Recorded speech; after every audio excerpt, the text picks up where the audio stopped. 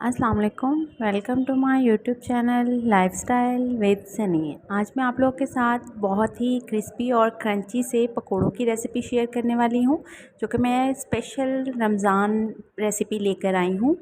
बिना time waste किए हम इसे बनाना स्टार्ट करते हैं। सबसे पहले मैंने ये प्याज ली है। प्याज जो है वो तकरीबन एक आपने दरमियानी प्याज ले लेनी है और इसे बारीक बारीक सा कट कर लेना है इस तरह से। और ये हमने पालक ली है, तकरीबन मैंने 1.5 कप ली है। इसे बारीक इस तरह से काट लिया है, ये ऐड कर देंगे।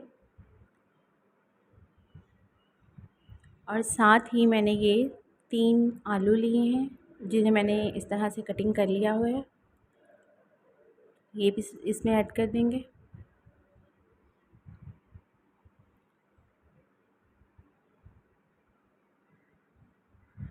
ये देखें, आपने जो है वो आलूओं को इस शेप में काटना है बारीक सा। बहुत ही मज़ेदार से क्रंची हमारे पकोड़े रेडी होंगे। ये हमारे पास धनिया है 3 टेबलस्पून।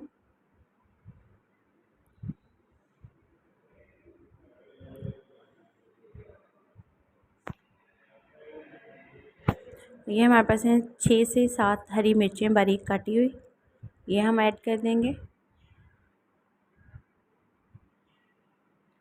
और अब हम इसमें साबुत सूखा धनिया शामिल करेंगे 2 टेबलस्पून।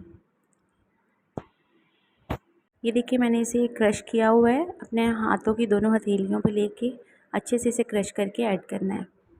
ये हमारे पास कुछ मसाले हैं, जिनमें सबसे पहले मैंने ज़ीरा लिया। ये मैंने दड़ा मिर्च ली 1 टेबलस्पून। ये थोड़ी सी हल्दी है और 1/4 टीस्पून खुश्क धनिया। और मैंने थोड़ा सा बेकिंग सोडा इसमें ऐड किया है, जस्ट 1 चुटकी। ऑप्शनल है, आपकी मर्ज़ी है, आप इसमें ऐड करना चाहें तो कर सकते हैं, अदरवाइज़ आपकी मर्ज़ी। ये सारी चीज़ें इसमें डालकर हम अच्छे से मिक्स कर लेंगे।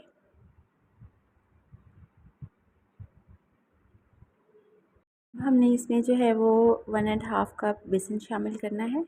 हम इसे अच्छे से मिक्स कर लेंगे।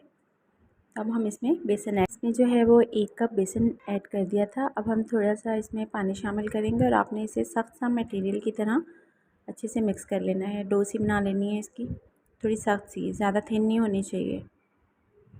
और अब हम 1/2 कप जो रह गया था वो बेसन शामिल कर देंगे और अच्छे से इसे मिक्स कर लेंगे।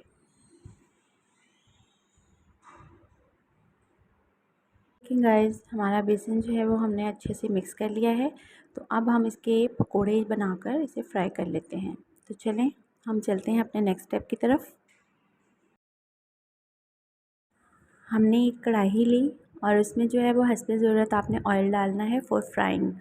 पकोड़ों को फ्राई करने के लिए आपको जितना ऑयल चाहिए, उसमें पकोड़े जो हैं वो अच्छे से डिप होने चाहिए। आपने इतना ऑयल लेना है और इसे मीडियम फ्लेम पर अच्छे से गर्म होने दें। जितना ऑयल अच्छा गर्म होगा, उतने ही पकोड़े मज़ेदार और खस्ता बनेंगे।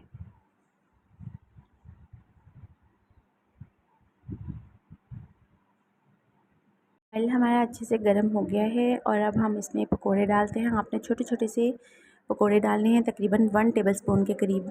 इतना आपने मटेरियल लेके ऐड करना है।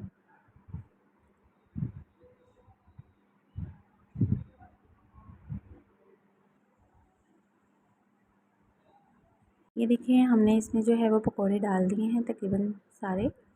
तो अब हम इसके जो है वो, थोड़ी सी स्पेस बच गई थी तो मैंने कहा थोड़े से यहाँ पर भी डाल देती हूँ। जितना छोटा पकोड़ा होगा उतना ही खस्ता और मज़ेदार का होगा।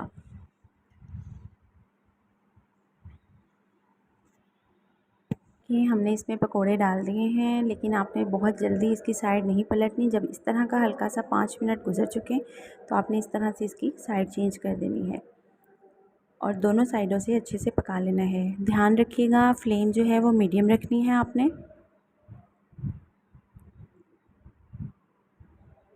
अगर आप बहुत जल्दी इसकी साइड चेंज करने की कोशिश करेंगे तो पकोड़े टूट भी सकते हैं। तो इस चीज़ का, ये छोटी छोटी टिप्स और ट्रिक्स हैं, इनको आप फॉलो करेंगे तो बहुत ही क्रिस्पी और क्रंची पकोड़े बनेंगे। तो ये देखिए, तकरीबन इसका इस तरह का कलर आ गया है। तो अब हम डिश आउट करके मैं आपको इसकी फ़ाइनल लुक चेक करवाती हूँ। तो गाइस ये देखिए हमारे जो हैं वो बहुत ही मज़ेदार से क्रिस्पी क्रंची पकोड़े जो हैं वो रेडी हो चुके हैं। रमज़ान की स्पेशल रेसिपी आपके साथ शेयर कर रही हूँ मैं, और भी बहुत से किस्म के पकोड़े जो हैं वो आप लोगों के साथ शेयर करूँगी। हर आलू के पकोड़े कैसे बनते हैं, ऑनियन पकोड़े कैसे बनते हैं, मिक्स वेजिटेबल के पकोड़े कैसे बनते हैं, तो मैं आपके साथ ये बहुत ही जल्द बहुत सारी रेसिपीज़, रमज़ान स्पेशल रेसिपीज़ लेकर आने वाली हूँ। तो अगर आपने मेरी वीडियो आपको पसंद आई हो तो प्लीज़ लाइक और शेयर ज़रूर कर दीजिएगा। मेरे चैनल को सब्सक्राइब करना मत भूलिएगा। Lifestyle with Sunny. मिलते हैं नेक्स्ट वीडियो में। अल्लाह हाफ़िज़।